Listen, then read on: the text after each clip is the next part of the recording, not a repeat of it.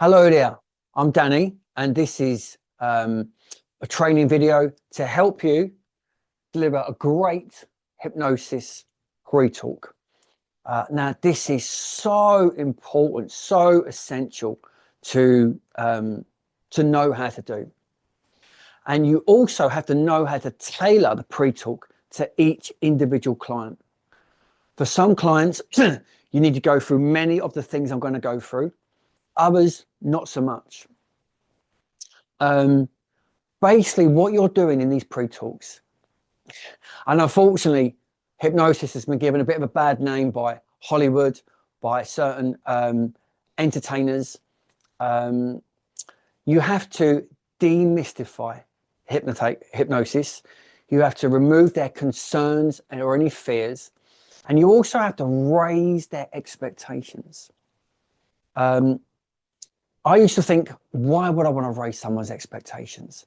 That's going to put more pressure on me or these sessions to resolve their issue. The reason why you raise expectations is because they've often got locked into this belief that they're going to need many, many, many sessions, because they've often had many counseling sessions or tried many things that just haven't worked. They normally come for hypnosis after they've tried everything else. So they had this idea that their problem is a terrible problem. Not always, but they often think it could take a long, long time. Now, in hypnosis, these issues can resolve instantly. They really, really can. I've seen it happen many, many times. The unconscious mind has the answers. It's also got the wrong answers there too. A bit like Google. All right? I often say that their unconscious mind is locked on to a behavior or a feeling or a habit. And what we're going to do in hypnosis is their unconscious is going to relax and start looking for other solutions. Okay, so raise expectations, but I always make sure my client knows that it may take a few sessions. I always say between 1 and 4 sessions is generally where the magic is going to happen. And they've got to commit to this change during this process of the 4 sessions, but it can happen today. And often there's a kind of incremental improvement over these 4 sessions. And that's the case for about 90% of people. So as I go through this pre-talk, one of the first things I'm going to talk about is that everyone, and I mean everyone, is hypnotizable.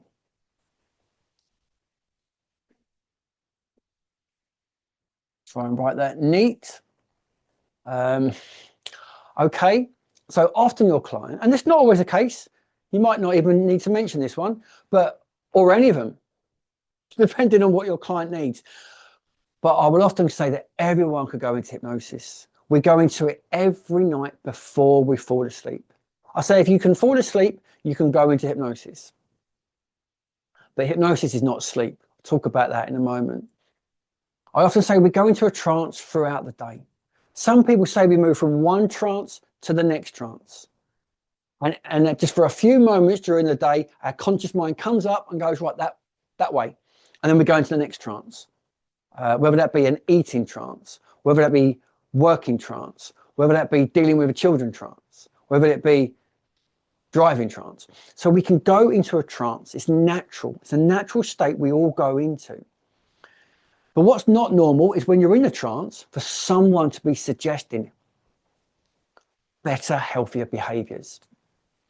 So everyone can go into hypnosis. All right. So it's important that the client understands that, because they may have some beliefs that they can't. Maybe they tried it once before and it didn't work. And so you go over, okay, tell me about that. Oh, right. So you were using it on YouTube. Okay. And you was at work. Right. And then you go to kind of go, okay, well, maybe YouTube wasn't the best way of doing hypnosis. Maybe doing it at work wasn't the best way of doing it. Or they say, oh, my friends was at a show. They hypnotized us, didn't work. Did you want it to work? Was you ready to totally let go? All right. In this situation, in the therapy room, you will go into hypnosis because you're going to understand it and you're going to let go. So everyone's hypnotizable. I also let the client know that all hypnosis is self-hypnosis. So I'm letting the client know that they are the one running the show. Now, there is some debate whether that's 100% accurate, but it generally is, I believe. All hypnosis is self-hypnosis. So what's actually happening is we are just going to guide the client into their own hypnosis, a bit like a meditation teacher. If you ever go and do a group meditation, there might be someone leading the meditation, and then you'd sit there, meditate, and you'd go into a trance. Meditation and hypnosis are very, very similar. You're just dropping from beta to alpha to theta. Somewhere in alpha theta is where the magic happens.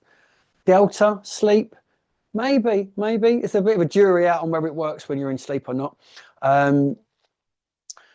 But when we're going into hypnosis, the client is the one in control, and they just need to know that they just let go and that they will go into their own hypnosis. And we know the way. I know the way. You will know the way once you've done the training course. A bit like they're driving the car, but you're in the back, just giving them the directions. And if they just follow what you say, then they will go into hypnosis. You know the shortcuts to get there and to make the changes once we're in hypnosis. So all hypnosis is self-hypnosis. And basically what we're doing is we are demystifying and removing the client's fears. So demystifying is the next one on here. Demystifying. Okay, because not all clients, but some will have fears, concerns, and worries about it. And it's often stopped them coming for the session much sooner. So find out what their worries and concerns are, and then demystify the ones they have. You don't need to bring up fears that they haven't got. So some people worry they can get stuck in hypnosis. You can't. It's like getting stuck in sleep. Not that hypnosis is sleep, even though the word hypnosis is Greek for sleep. They used to think people in hypnosis were asleep. They found out later they're not.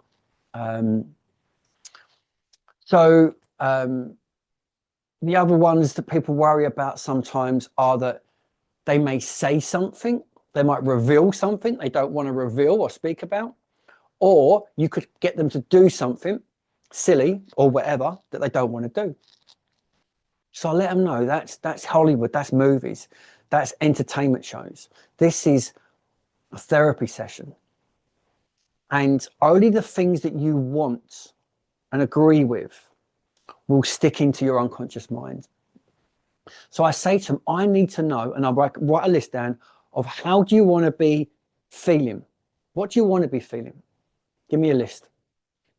What do you want to be thinking about yourself and about your life in a positive way? How do you want to be behaving and acting? And where do you want to be thinking, feeling, behaving and acting in this way? And then if I put in there what is in alignment with how you want to be as a person, then it will stick. Okay, so I'm just going to pause this for 2 seconds as my... Okay, so demystifying what is necessary to demystify. Then, like I said earlier, they are not asleep. So some clients, and I've had this before when I first started, after the session go, oh, I could hear what you were saying. I can remember some of the session. So I let people know, yes, that's normal. You will probably remember most of the session. Probably not all of it, because if anyone just closed their eyes and listened to a radio for an hour or 45 minutes, you won't remember everything. You'll just remember the things that are relevant for you to remember. So I let my clients know they're not asleep. They're just relaxed and focused. And they'll be aware of most what happens during the session. But every now and then I will get them to nod for me to take a long, deep breath so I know they're following me. So I'm going to ask them to follow what I'm saying. Okay? So if I suggest the sky is blue, do your best to imagine a blue sky. If I say we're floating down some steps, do your best to float down some steps. Now, some clients, and I've done this many times, during the session, I will drift off and I'll be thinking about something else completely different. And that's okay, it happens, and it doesn't muck up the session at all. I want my clients to know that if they do drift off, that's all right. Don't worry. You haven't missed anything important, because when I need your specific attention, I will ask you to either nod or take a long, deep breath so I know that you're following me. I may, if I'm doing idiomotor, which is mind movement, finger movements, mind, motor means movement, I might get their hand to give me a twitch. Just move that finger so I know you're following me. Now, I won't normally ask for their name because that can sometimes just bring them up a little bit. But I just say, yeah, so don't worry if you drift off, but do your best to follow me, because that often helps. And then I'll gauge the client. I'll be able to sense how deep they are, and then I'll know how much to get them following back to me. Now, also with sleep, I know some hypnotherapists believe that it's okay to leave the client in sleep, because some clients will fall asleep. Some people will just, it will happen. Generally, it's sensed and believed that these techniques often don't work if someone's asleep. So what I want the client to have the best result. So if they've fallen asleep, you will often notice it. You'll tell by their breathing, their color, snoring sometimes. So I would say, right, take a long, deep breath. Nothing. Nod for me, just so I know you're following. And then if they don't respond, I'll say it a little bit louder. And then I will tell them in this free talk bit at the beginning that if you don't respond, I will just tap you on your toe or your elbow, somewhere where it's easy for me to reach. And then you will then just gently come back up, and I will just say, that's it, just close your eyes and go back. And I say, it doesn't muck up the session at all. It actually means you went really, really deep. All right. And then when you go back, you'll probably go back somewhere pretty deep too. Just like if you woke up during having a sleep and then you went back to sleep, you drop back nicely as well. So I don't want them being asleep. So I will just bring them back up every now and then, but it doesn't muck up the session at all. I've had someone who was about 99 years old come for a session, and he kept falling asleep every 5 minutes. No matter what I did, brought him back up, closed his eye, and he was gone, snoring again. Brought him back up. That's all right. Close your eyes, sleep, you know. Came back next week and he said he felt brilliant. He'd fallen in love with someone that he didn't want to be in love with. I remember that. I remember thinking, like, 90 years old and he's still falling in love. Really lovely guy. So if someone keeps falling asleep, what I might do is I might move, because I often have them on an armchair, and I'll tell them at the beginning, if you keep falling asleep, I might just move your arm into this position. So, and it's supported on the armchair. So if you're falling asleep, it does this, then you keep doing this. And if it falls down like that, I know you're going to sleep again. So I'll bring it back up. So I may do that sometimes, but normally that's not necessary. Normally, once you've kind of tapped them on the foot and they've woken up, they normally, sometimes they go back actually, you know, about 25% of the time. So just follow what I'm saying. So the next one is I'm going to talk about their imagination.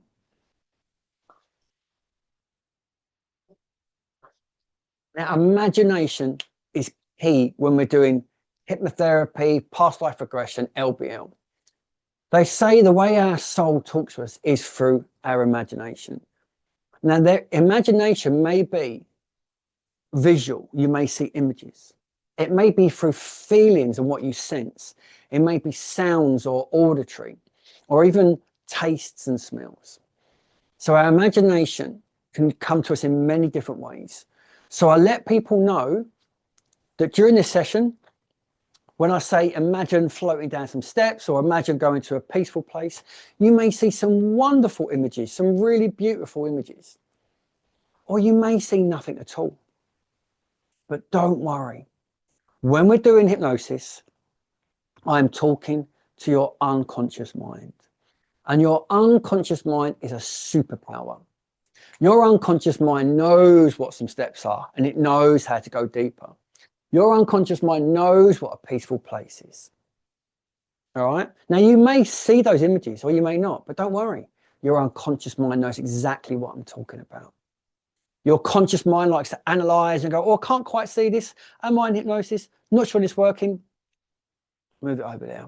Analyze later. That's the next one. All right. But just allow your imagination to be as colorful and as vivid as possible.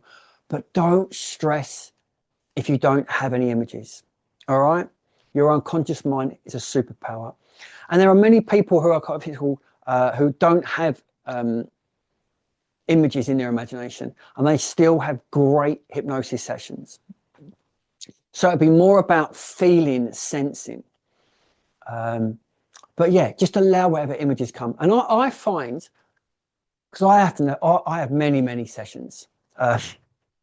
Just, you know, when you're training and doing other courses, and I'm often assisting and helping other trainers. I don't try and see some steps, and don't use that word try. Try implies failure. But I don't worry about seeing a beach, seeing a beautiful place, whatever the therapist is saying, the hypnotherapist is saying. I just leave my mind like a blank slate, and then the images often then just start appearing. But I don't worry if nothing appears. But I'm relaxed, I'm calm, and gradually then the images start appearing when I'm not even thinking about it or concerned about it. So imagination is something I always talk about in the pre-talk. And like I said, next, analyze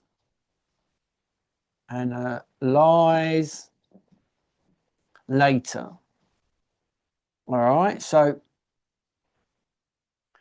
conscious mind can really get in the way of a great hypnotherapy or past life session. So I always tell my clients, do all the analyzing after the session. And I let my clients know that when I started having great sessions was when I learned to just go with whatever's happening in that moment. Don't try and wonder if I'm in hypnosis. Don't try and wonder why am I seeing these images. Don't try and wonder why I'm feeling these things. Just go with whatever's happening in the session. And then after the session, then maybe go over it if you want.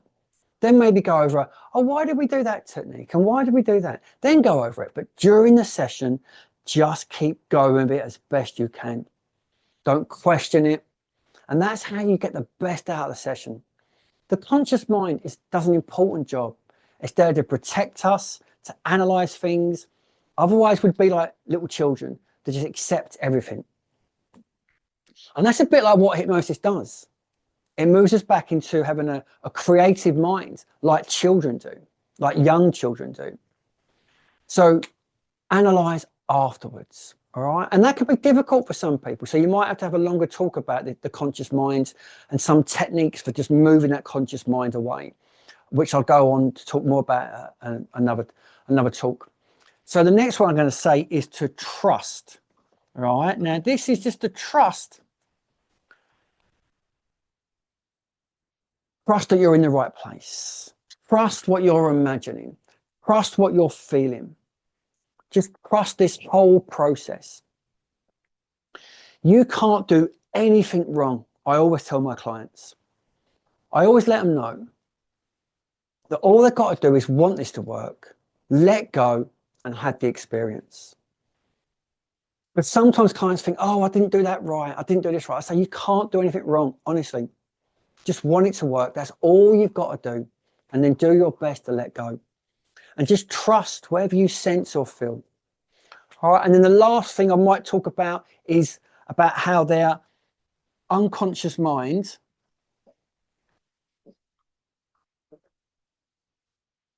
has the solution. Okay. Got a 10th one here, but that's just to relax and have a good time. But your unconscious mind has the solution. Okay, so I might say it's locked on to something that was helping you at some point. Maybe cigarettes, alcohol, food, maybe a fear, maybe you needed to be scared at some point. And in hypnosis, your unconscious is becoming open. It's becoming creative. And your wonderful creative mind now today is just going to be searching and finding new ways of getting what it is you were getting from that old behavior. And I'm using temporal language already, talking about the problem in the past, that old behavior. When you used to do that, you're already sort of sowing these little seeds with what's called hypnotic language. So the unconscious mind has the solution. It's just locked onto the wrong one. And I often say, and it depends with the client as well, but in hypnosis, we're aligning your conscious mind with your unconscious and your higher mind. And they're going to become one beautiful team. And you are the captain of your life. Like you're on a large vessel, a large ship. And the ship and all the crew are your unconscious mind. And lots of those crew members, they're all trying to run this ship for you as best as possible. But some of those crew, some of the parts of the crew are suggesting sometimes some old behaviors that are no longer what you want to be doing. But you're the captain, the conscious mind, you're the captain. So we listen to the crew and then we kind of let them know that there's a new directive. All right. Now, sometimes people, the captain of their lives, can just tell the crew, this is what I want to do. Stop smoking. Right. And the crew goes, okay, brilliant. Yeah, we're sailed to healthy lands now. We're sailed to new habits. But sometimes the captain says, we got to stop smoking, but the message doesn't get down there for some reason. And in hypnosis, it allows the message, the new information to get to the crew, to your unconscious mind. And then the ocean is your higher mind or the universe or God, or I don't know really, you know. But the ocean is what you sail across every day. Okay, so I might not say that bit. It depends. And I might talk about the lemon test. I'll put that up here. Now, the lemon test, and I'll just briefly do it. Ask the client to put their hand out, close their eyes. Close their eyes, you don't have to, but close their eyes and imagine a ripe lemon. All right, they slice the lemon in half, or you slice the lemon. Lemon bursts, zesty, bitter, fruity lemon. Take a bite of that lemon. Put a slice of that lemon on your tongue. Squeeze the juice into your mouth and really feel that lemon, that bitter lemon, all go around your mouth, your teeth, your tongue. Now, what happens for most people, and I am a little bit now, you start salivating. Why are you salivating? Because you're imagining a lemon. There was no lemon. All right, sorry to disappoint you, but there was no lemon. All right, but your brain, your body produced a chemical reaction. It produced saliva so you could break down this lemon that didn't exist. So why would we do a lemon test? What's the point? Why not an orange test, an apple test, a banana test? We use lemon because it's more likely to make someone salivate. It's more likely to make their body produce these chemicals, this chemical reaction.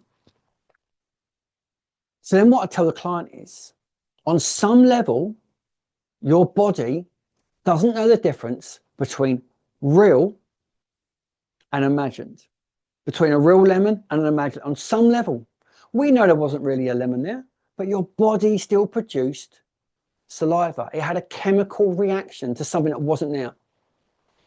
So what I tell my clients is, when we go into the future and you see yourself acting, behaving and feeling just how you've always dreamed, on some level, your body believes that you are now free from that problem, and it starts making these changes at a chemical, molecular and a neurological level. And it also works when sometimes I might make someone's hand heavy and one float up. which is like a real convincer that something special is going on. So the lemon test can be really powerful to help the client realize that what we imagine in hypnosis, their body actually on some level believes happened. So the hypnosis pre-talk: demystify hypnosis, remove fears, remove any concerns they've got, and increase their expectations.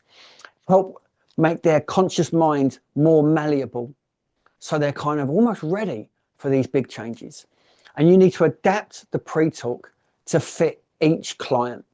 But really doing the pre-talk, it takes seeing a number of clients.